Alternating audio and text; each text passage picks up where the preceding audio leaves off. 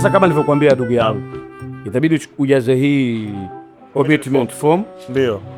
Within 24 hours washakulia bill. Yako tayari. Eh. Haina noma, sasa mimi jaribu kujaza hapa. Samahani, jamani poleni. Mimi ni mteja wa Amor Homes. Nimetuma pesa kwa Amor Homes. Sijapata message ya mrejesho kwamba mimi nimelipa pesa. Sijapata hiyo message. Kwa nini nimetuma pesa? Alafu kuna watu wanakuja wasema sijalipa. Why? Nimetuma simu na hii hapa message hii. Angalia pesa hiyo. Till. Alafu hii namba nilitumiwa na hawa watu. Hawa watu walinitumia.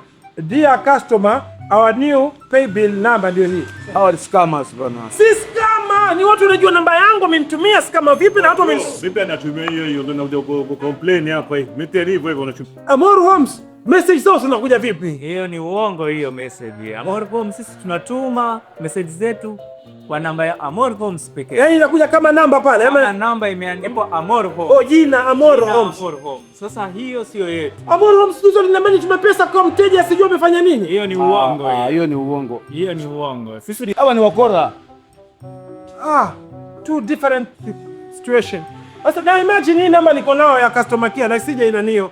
Sasa what such a incident can happen, what am I doing? Sasa kwanza naam. Amor Homes nimetuma message. Hawezi wakatuma ujumbe kwa mtu yoyote. Sikia.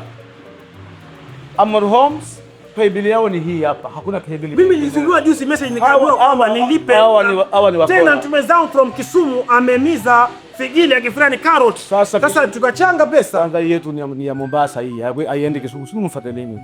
Oh, location. Hii ya Mombasa hii.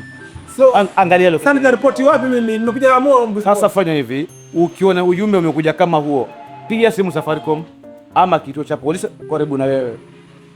Sawa bwana. Sasa huyu yake instance like me. Huyu usamea za sadaka. Inakuwaje yani katika magnifice? Anajaza commitment form.